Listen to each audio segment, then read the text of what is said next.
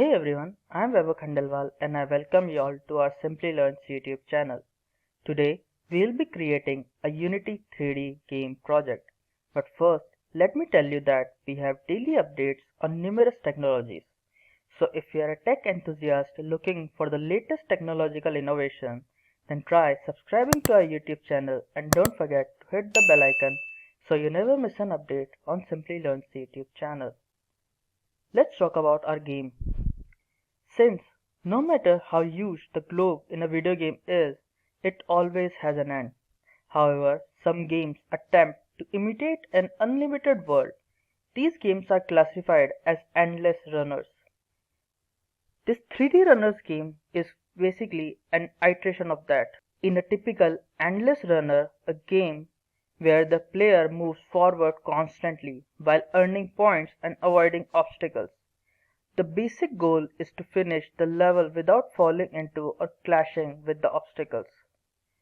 Still, the level frequently repeats itself indefinitely, gradually increasing the difficulty until the player collides with an obstacle.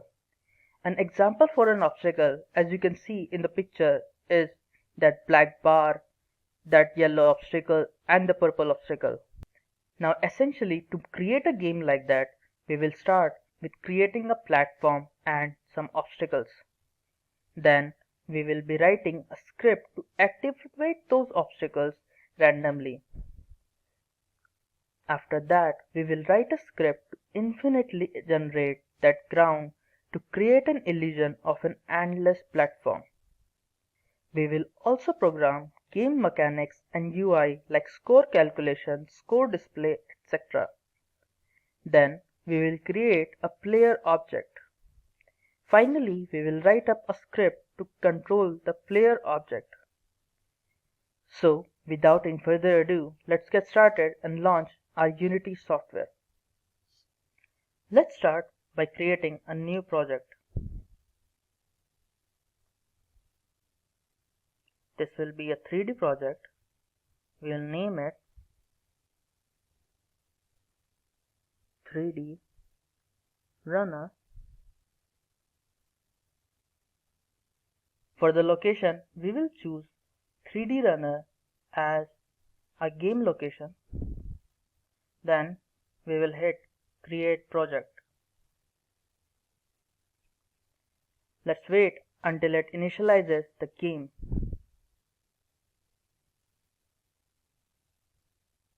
Let's start by creating some folders. So we will go here, folder, we will name it prefab.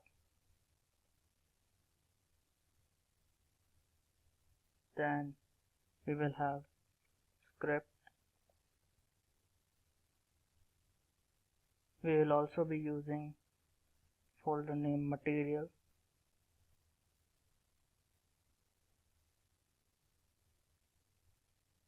And I guess that's it. If you'll need more, then we will create more.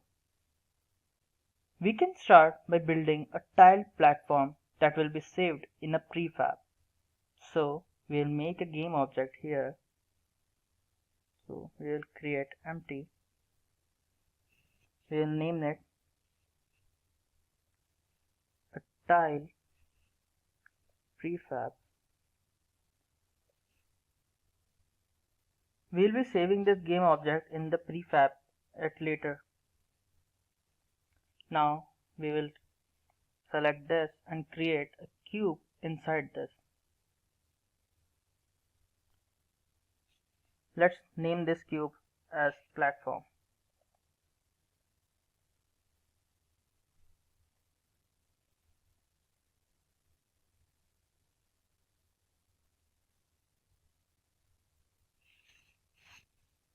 Let's reset the position for it, and let's scale it to 8, maybe around 0.4, and then this should be around 30.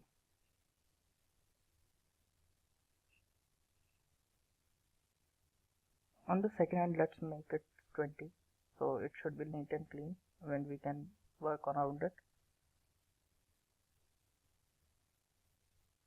Now I'll be having 6 obstacles modification, but you can make as many as you need. So we will have to first make 6 game objects inside the tile prefab object. So we will select this and we will create empty. We will name it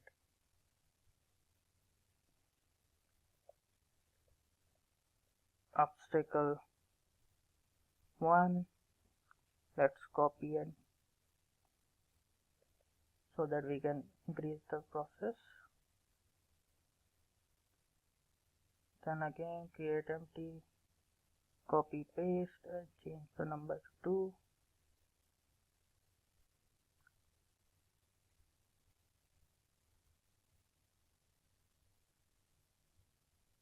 Let's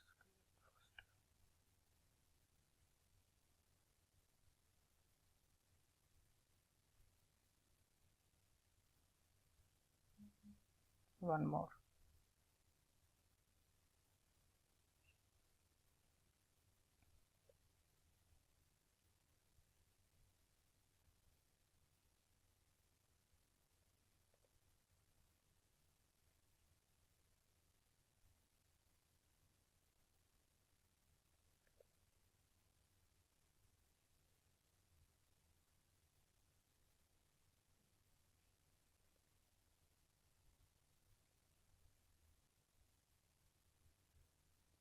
Now that we have made 6 obstacles, let's take one by one and create something on them.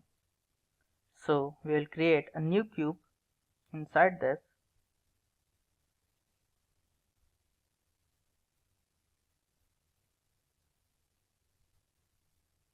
Now we will scale this cube as same width as the platform and reduce its height. So let's take the same dimensions. This is 8. This was around 0.4, so let's take something different, 0.5, so that it should be a little bit bigger than the platform. And for the Z, let's take it 3. Now this looks a little confusing, so first let's bring this little bit up and go to our material and let's create a material. Let's give it a black color. So black matte. Then let's select color. This is black and drop it.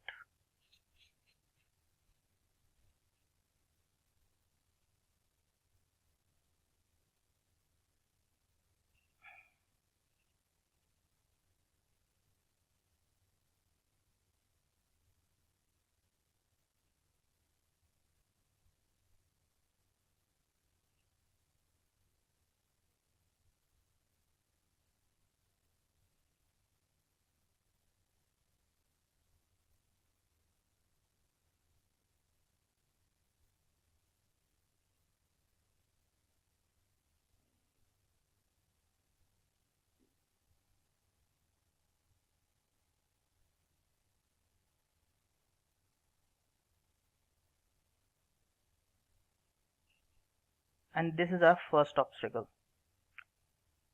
Let's name them as well so that we don't mistake them for something else. So OFST dash cube 1, obstacle 1 cube 1.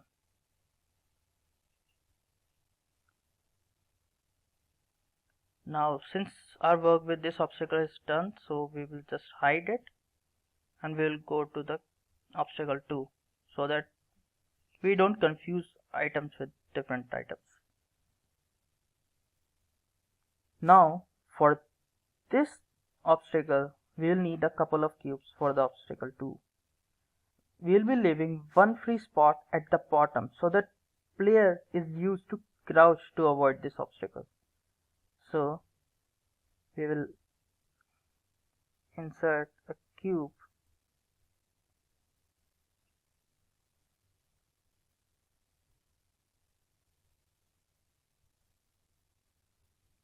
Let's give its height as 1, then 5, 8, then the other height is 2.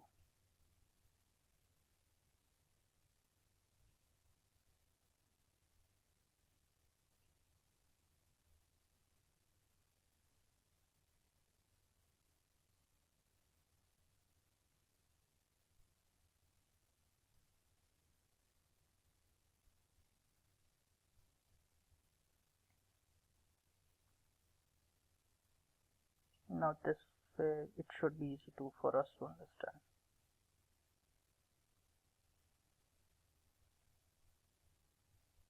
There's still some gap. Now there is not, but let's just take a little bit. Okay, then we'll take this and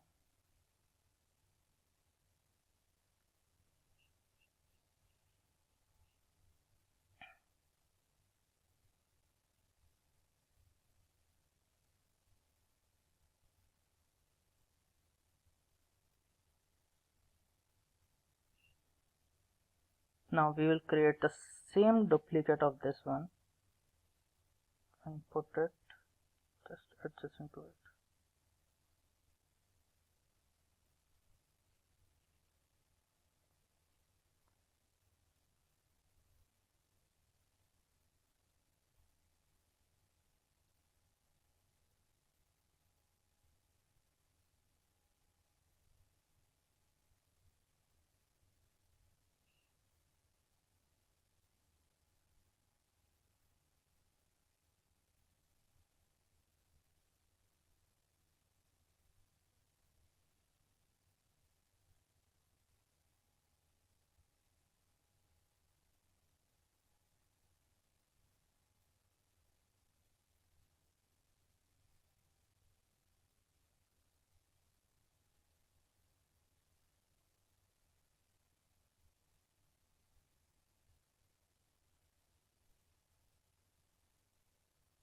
Okay,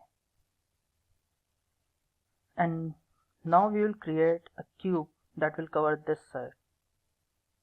So we can just duplicate another one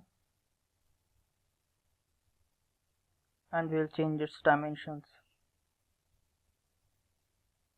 So this one will have dimensions like 6, then y will be a little shorter so that we have a space in the bottom, and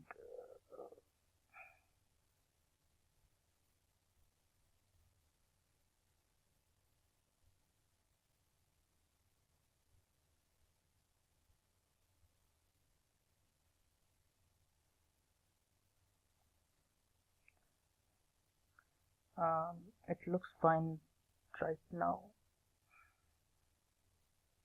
at least for the normal eye. Let's add a color so we can differentiate between the others. So let's create another material. Let's give it a yellow color.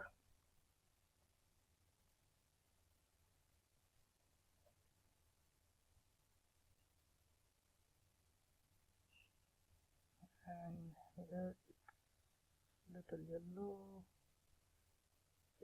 I want little darker yellow. This will get this. Now it's little different from the bottom. Oh, I can see the difference little bit.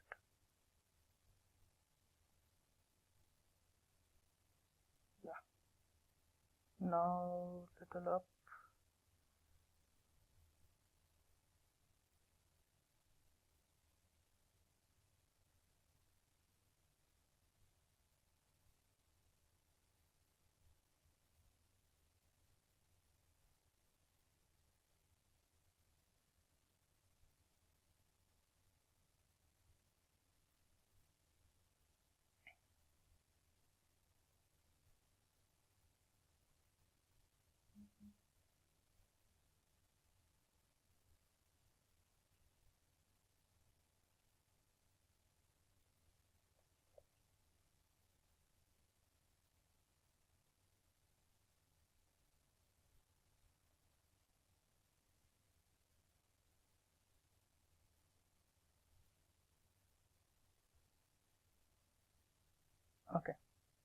This looks fine.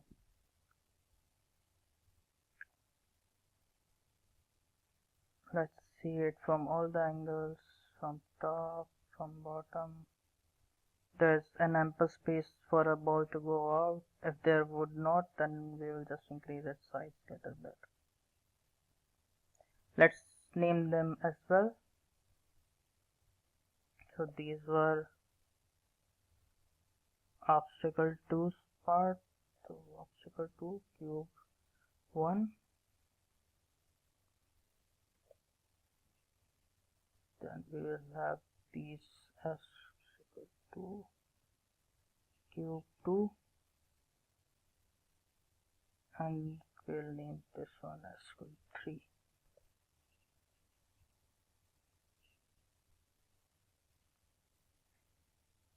Now let's remove this one for the obstacle 3 now. Now for this one we will basically have a copy of this, but there will be a hole in the middle, so the player will have an option to either crouch or jump over it. So we will add some cubes. Cube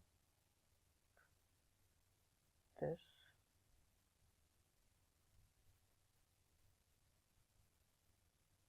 Here's the cube. We will give it the dimensions of the previous one, so 1, then this will get 8, this will get 2,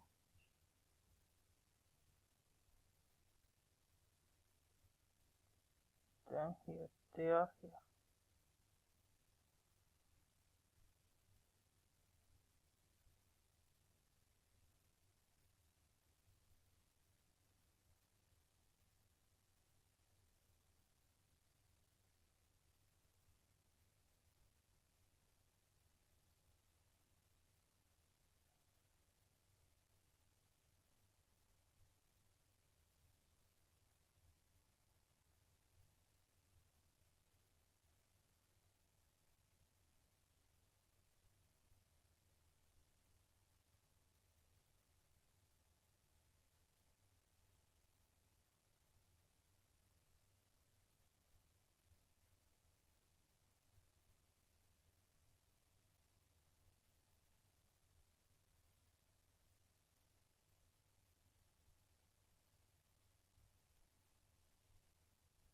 Yep, it's all fine.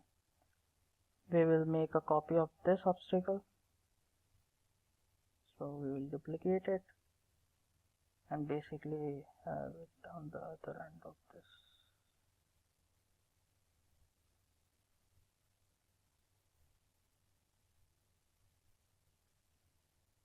Okay, now let's have another cube.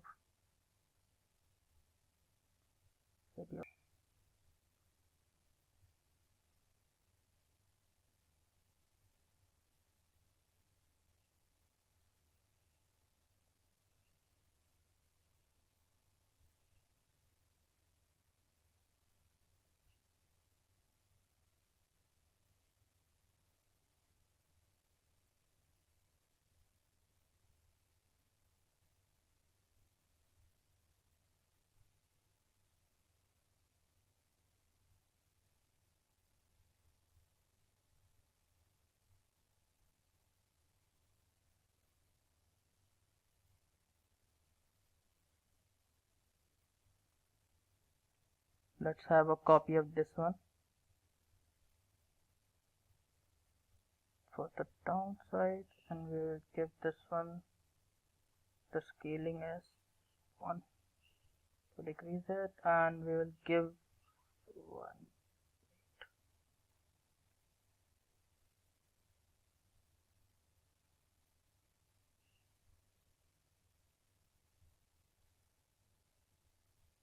Thing a little bit.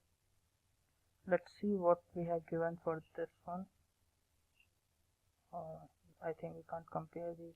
Let's increase it a little bit.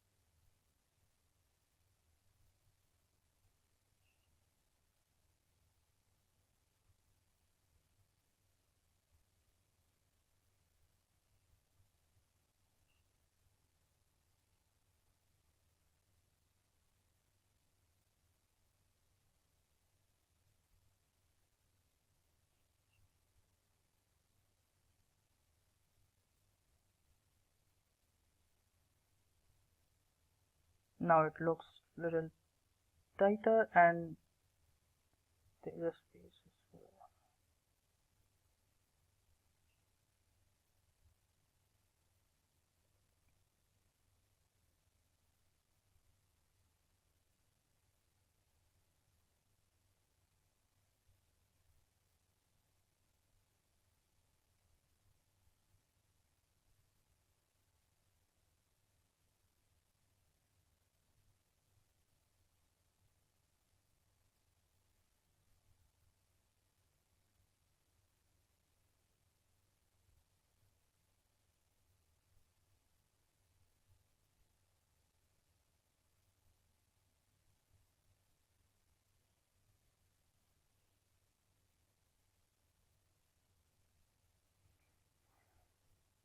Okay, now this one works. For this we have one height, appropriate height. Alright, let's give it a color as well. So we will be creating a new material. This one we will name it as purple matte, and let's give this in color as purple.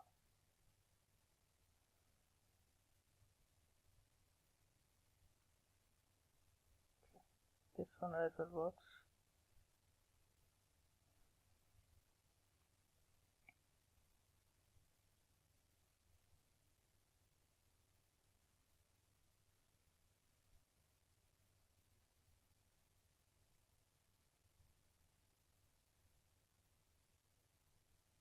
And now this obstacle is also complete. Let's give them name as well. So this is obstacle 3. So it will be given an obstacle 3 name. Then we will have this one. We will give it obstacle 3 cube 2.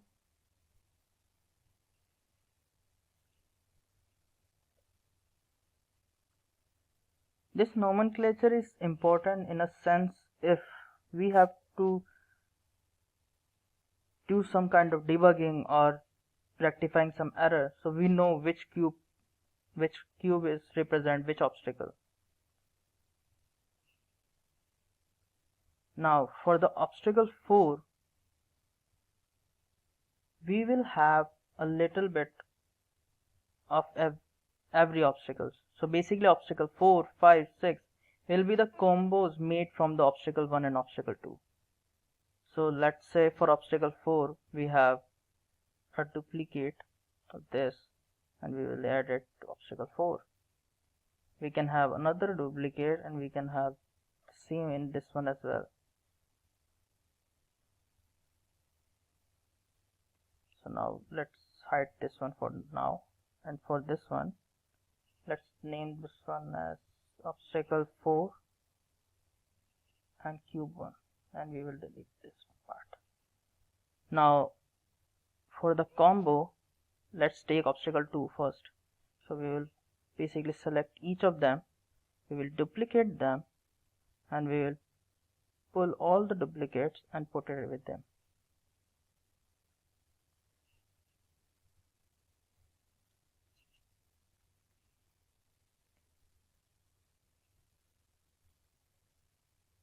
Cube 2,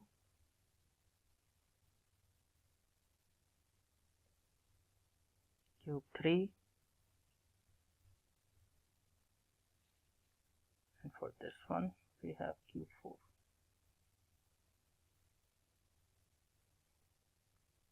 And that's how we have obstacle. Now how will this work? So we will first select this obstacle and we will basically take this one here, around here, and then we will take the rest of the cubes. We will select all 3 of them together and drag it here. So basically now this is a combo of these 2.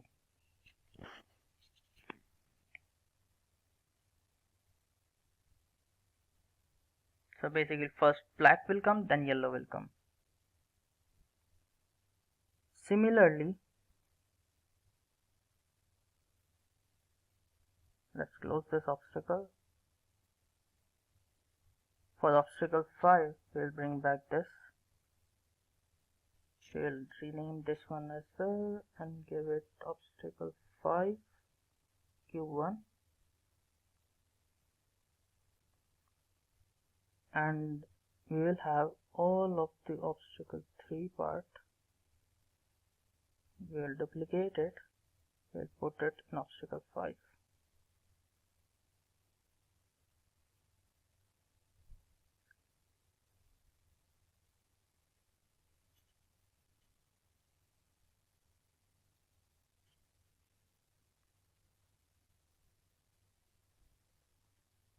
Cube 2, cube 3,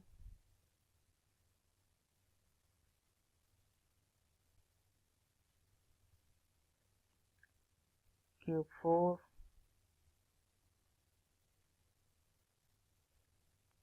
cube 5.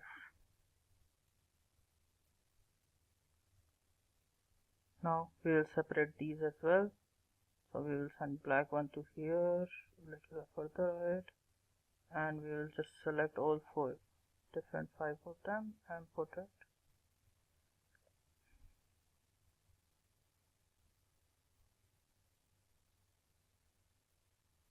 Let's not put it at the end so that the next one which will come will have some space between them. Now we will close this one,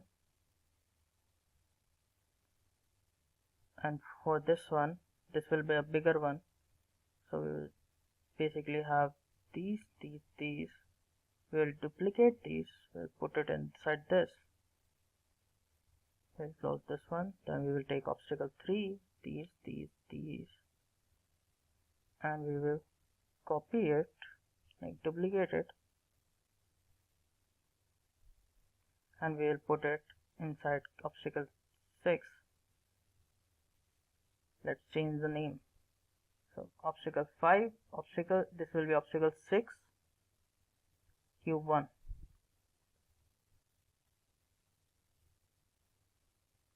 Obstacle 6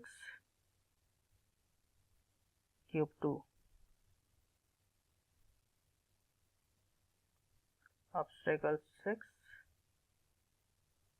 cube 3.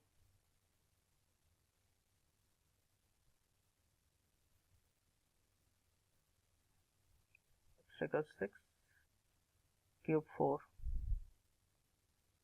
Obstacle 6 cube 5. Obstacle 6 cube 6, and obstacle 6 cube 7.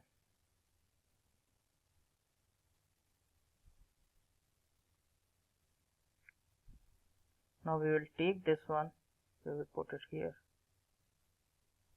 and we will take this one and we will put it slightly here.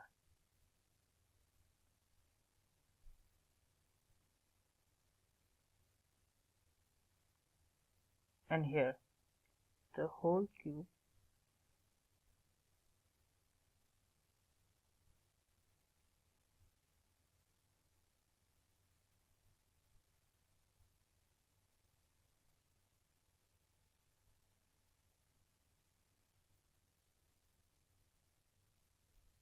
Now let's have all the obstacles enabled.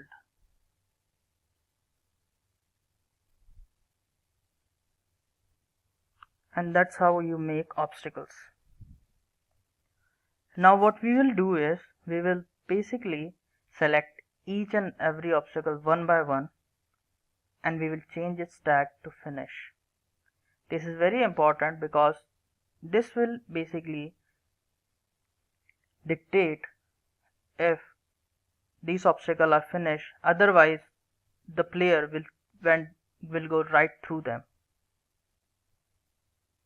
So basically they need to be finished.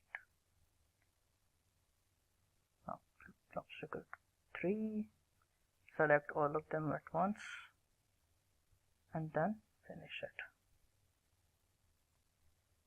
We'll do the same with the obstacle 4. We'll select all of them together and we'll put it as finish. Obstacle 5, select all of them as together, finish them. Then obstacle 6, we will take all of them together and tag them as finished. We can also select all of them together and then we can tag them as finished as well. This is basically important because to detect the collision between them, between the player and the obstacles. If it will not detect a collision, then it will never finish the game. Now we will need a few scripts to manage object pooling and obstacle activation to create an infinite platform. So we'll go to our scripts and we will create a C# script and we will name it simp_platform.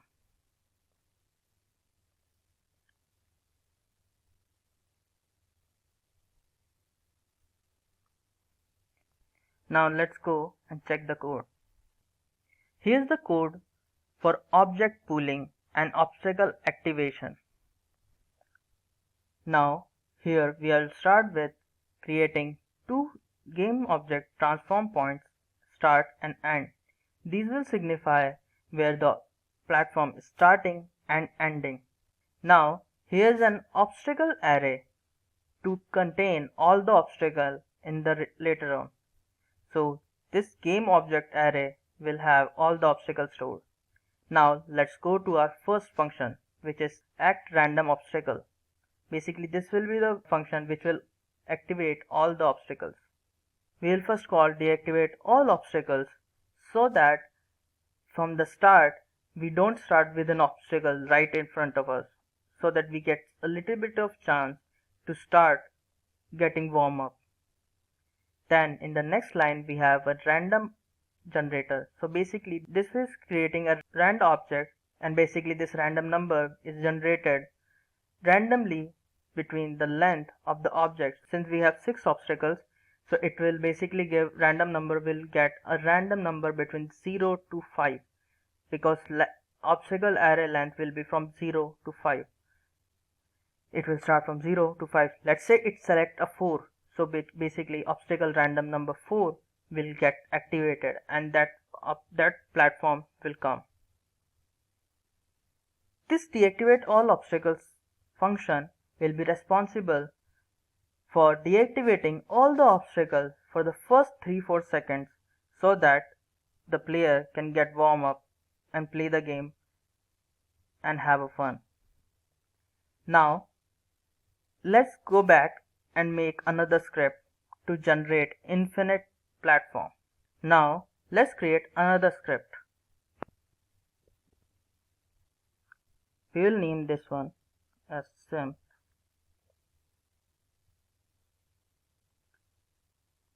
underscore ground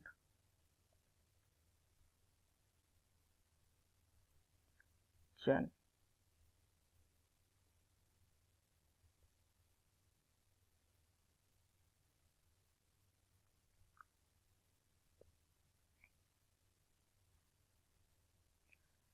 Now let's go and check the code for the simple ground generator.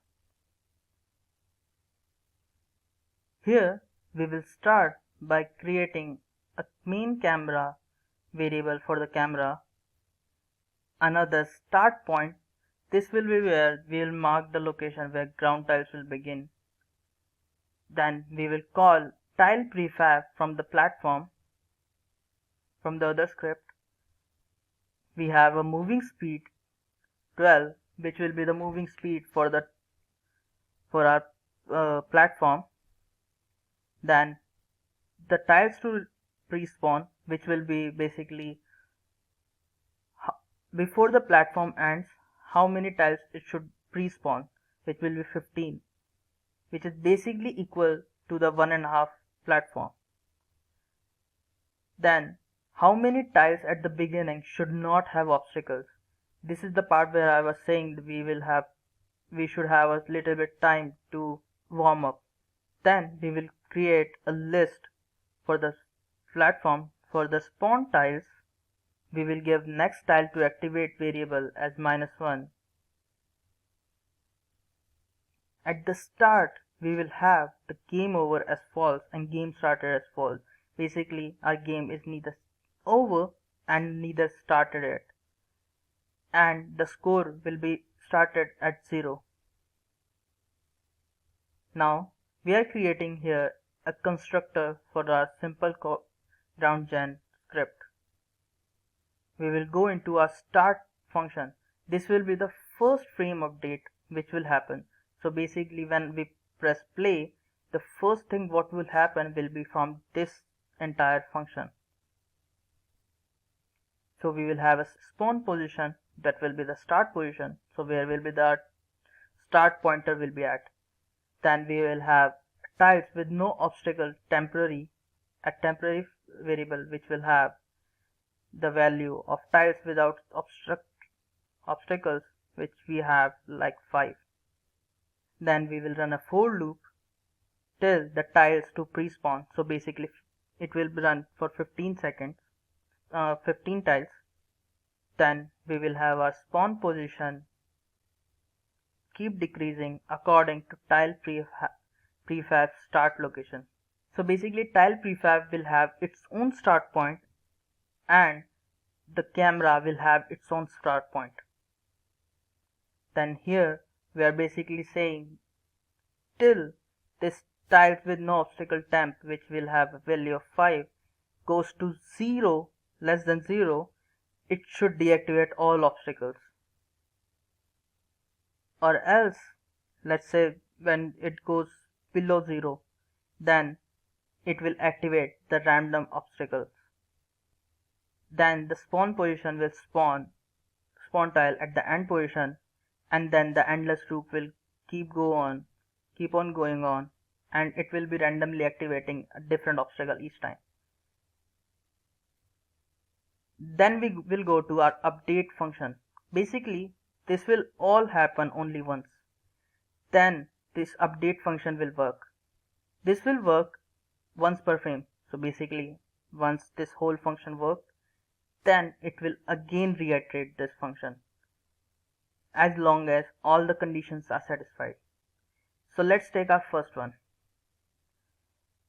It's saying if the game is not over and it started, then we will move the object upward in the world space by x unit per second. Basically we will be increasing the speed of higher the score we get. So longer we run, the more our score will be. Then we have our camera, which will be running as fast as the platform is running. So basically it will create an illusion that the platform is still there, only the player is moving. But instead it will be the camera and the platform which will be moving, and the player will be on the same spot.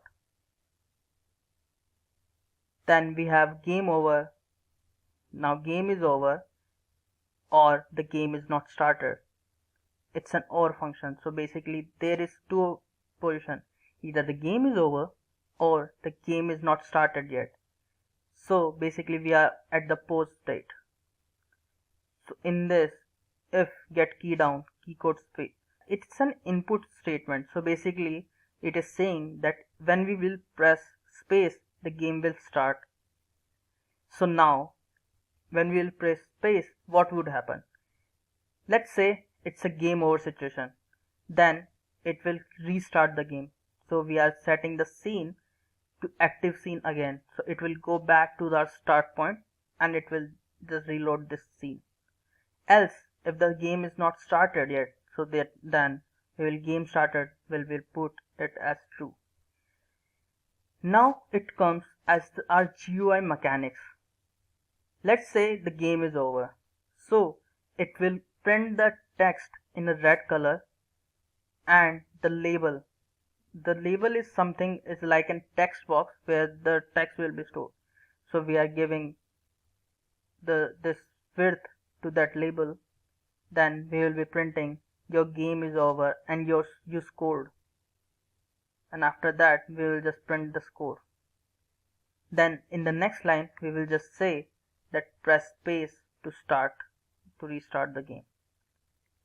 Now in case the game is not started, then we will again give the instruction in the red, and the label will have the same size as this, and it will say you can press space to start the game. Then we have GUI color as green. This will show our score at the topmost corner.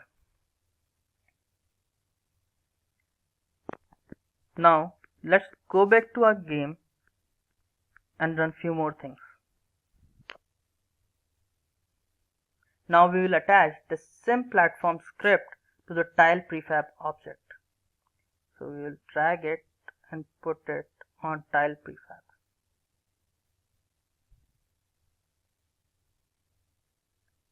So now if you will click tile prefab, we have something called obstacle here. So now we will go to tile prefab and click this button. So it will lock this screen. Now we will select each of them and we will drag it to the obstacle. So now it has all the obstacles.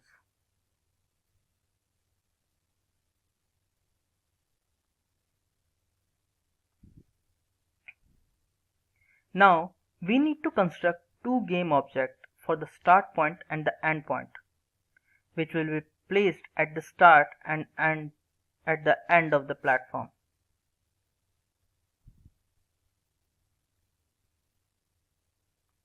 So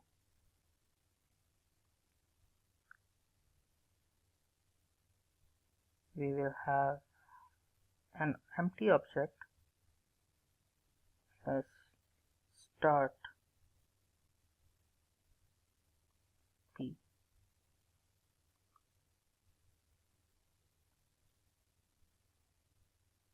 We will place it here.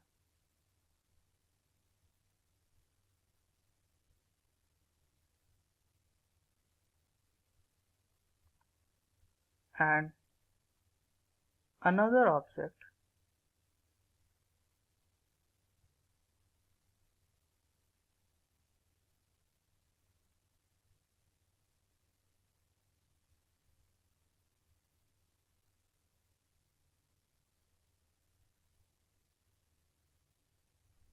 this game object will be named as and P.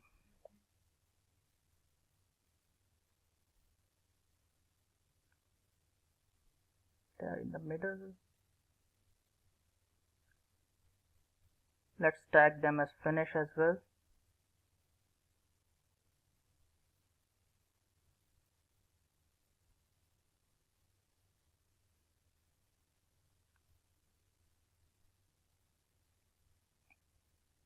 I think by mistake I named it tile prefab. Let's and P.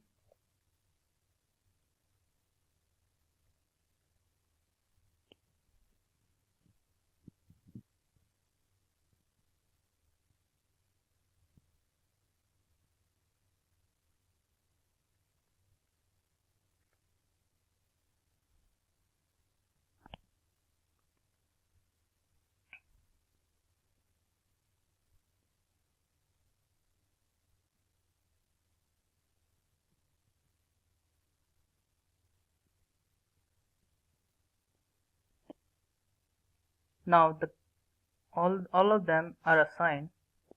So now we will assign the start point start P and endpoint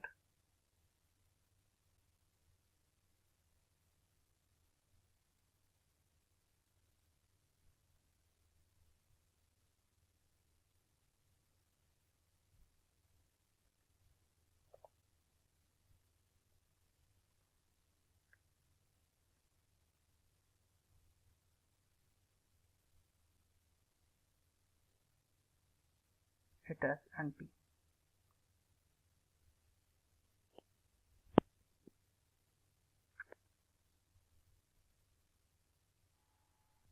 Now we will save this tile prefab object into a prefab and remove it from the scene. So we will go to our prefab folder. We will drag this tile prefab and put it here, and we will delete this. Now we will create another game object and we will call it a simp ground generator. So we will create empty and we will name it simp ground gen.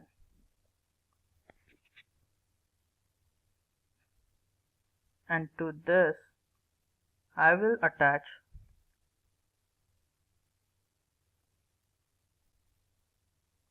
the simp ground generator script.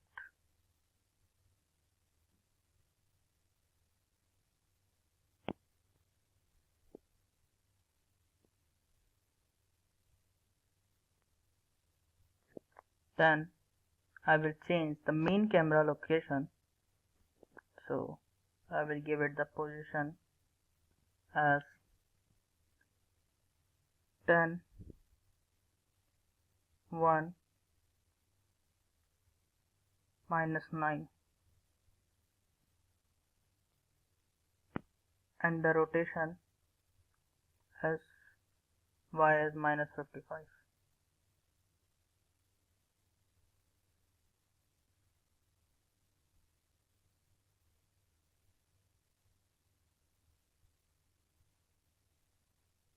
Now we will create a new game object and we'll call it start point.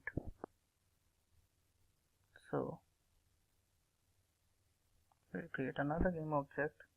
This time it will be known as start point.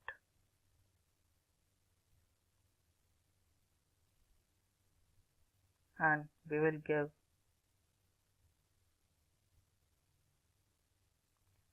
change its position to 0, then -2, then -15. Now we will select the simp ground generator object, and in this we will assign main camera to this, then start point, and the tile prefab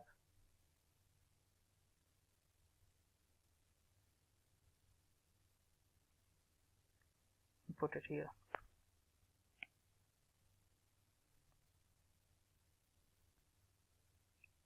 Now let's press play and watch.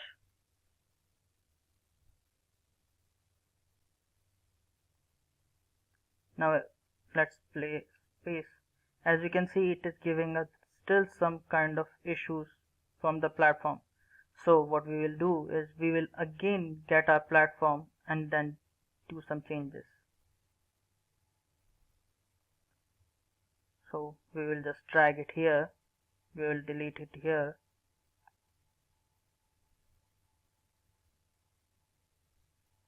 Now what could be the problem? So usually the problem is with either this AND object, it should be a little higher.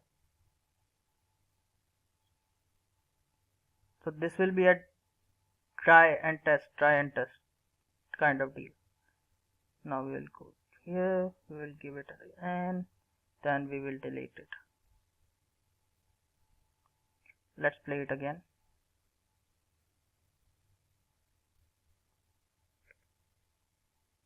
it's slightly work just a little bit more. So we will close this again. We will put it here. We will take this. We will go and point, and we will just slightly increase this. Then we will delete this, change and back, put it here back, delete from here, and then go to some ground channel and put it back here. And let's play again. Now if you look at closely, it is completely smoother than before.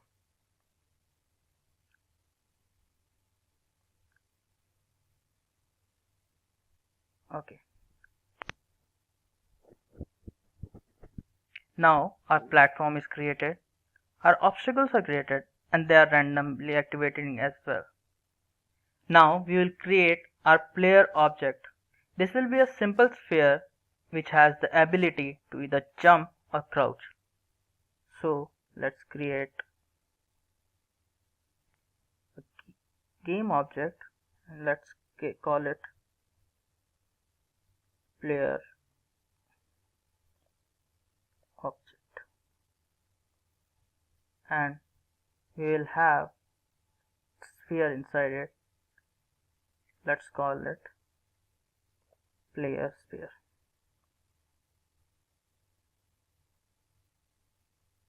Now I want to increase the size of this sphere.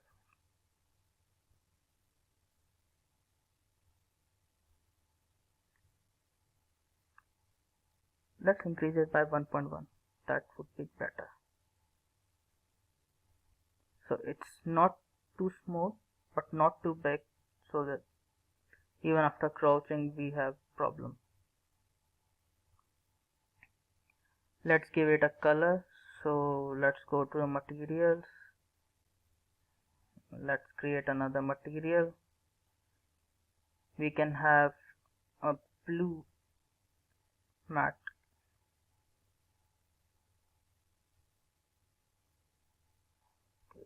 Blue here.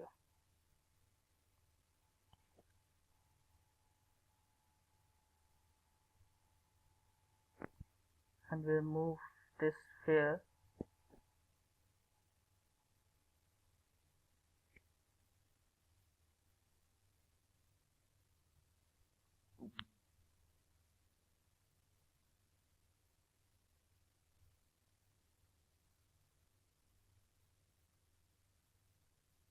Now let's create a script. We will name it simp_player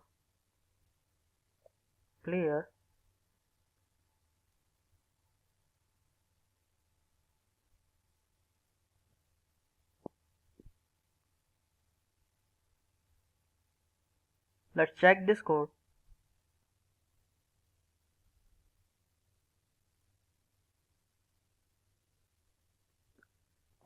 Now here's the code.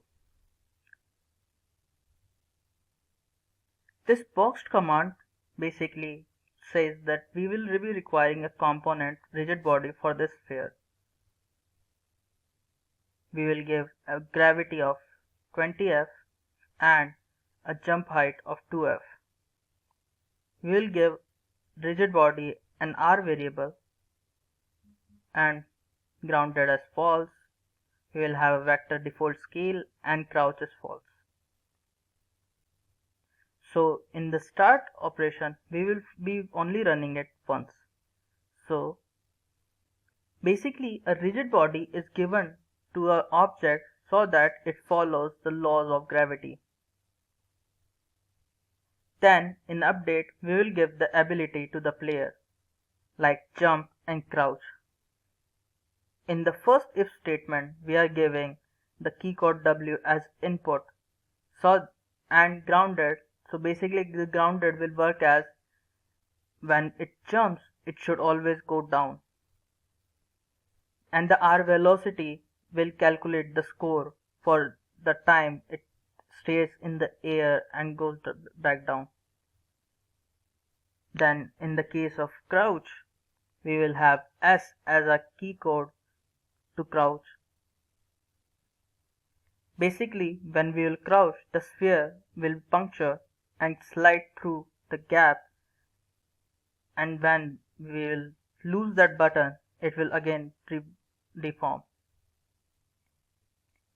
Then we have fixed update.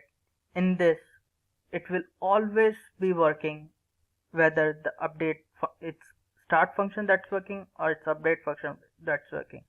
So basically we will be applying the gravity manually for more tuning control.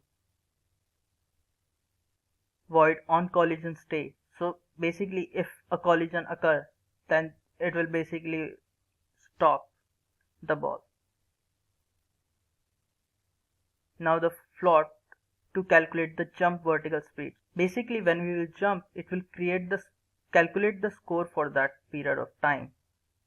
And on collision enter will basically detect all the objects for which I have tagged them as finished. As soon as they catch that, it will finish the game and it will print game over.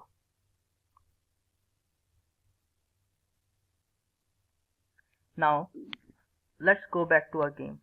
Now if you see the player object, it already has the rigid body because we specified that in this. Now let's add another component to the player object. Let's add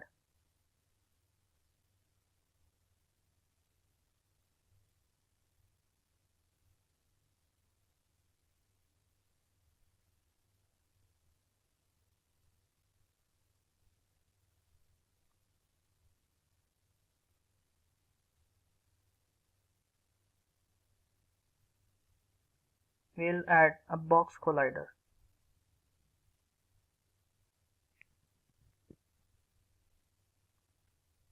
Now we'll put the sphere in front of the camera directly above the start point.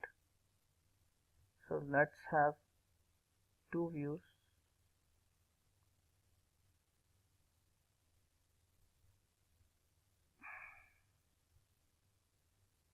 Let's make it a little simple and add a prefab back to our screen.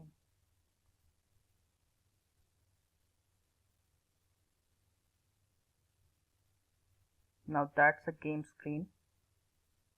So our player object is here and we want it here. Let's reset the player object and sphere and have the player object.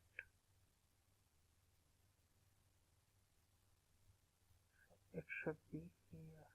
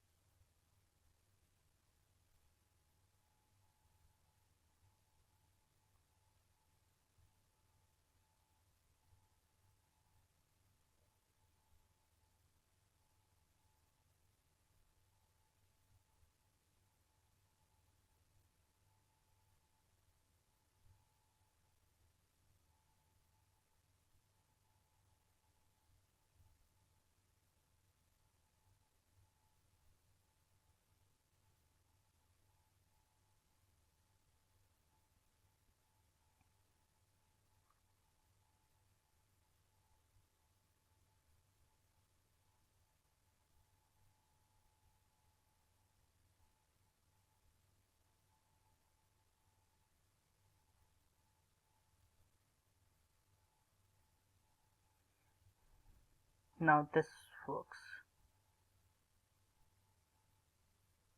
Let's see the game view. Yes, it's there on the first screen.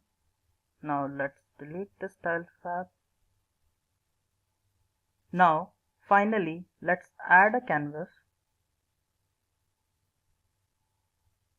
We'll have a UI add canvas,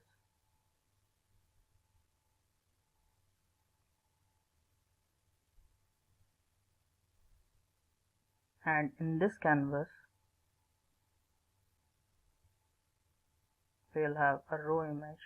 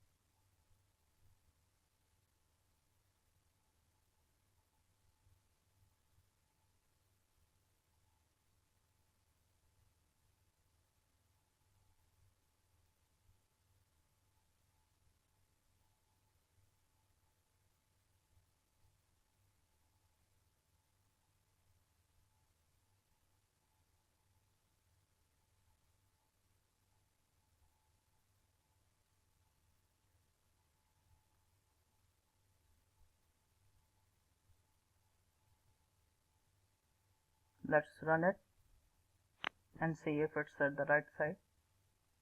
Yep, it's at the right side. Let's increase its size little bit more.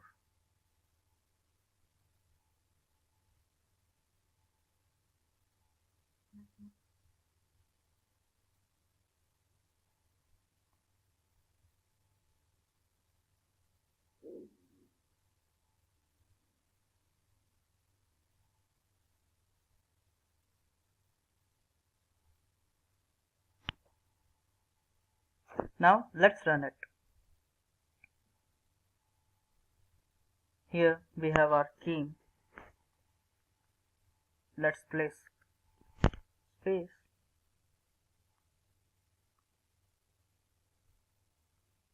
As you can see, we can go this. We have a simple problem with the placement of the object. So player object needs to be a little bit down.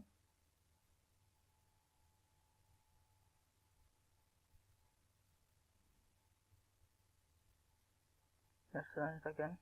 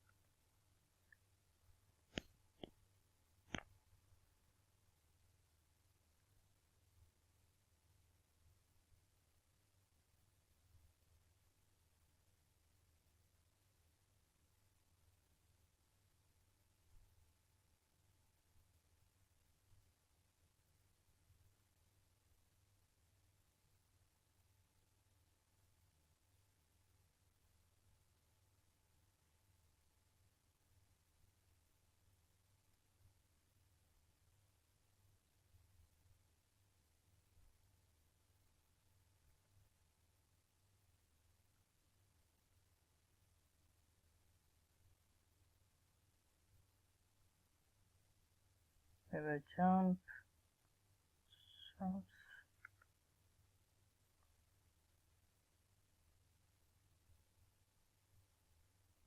As you can see, our game is working flawlessly. We can do some minute changes to rectify a little bit of bugs from with the obstacles. We can decrease its size.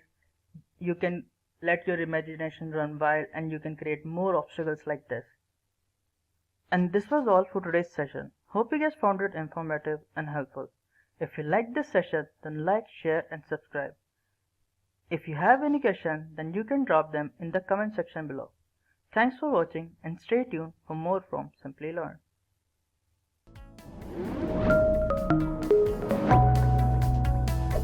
Hi there, if you like this video, subscribe to the Simplilearn YouTube channel and click here to watch similar videos. To nerd up and get certified, click here.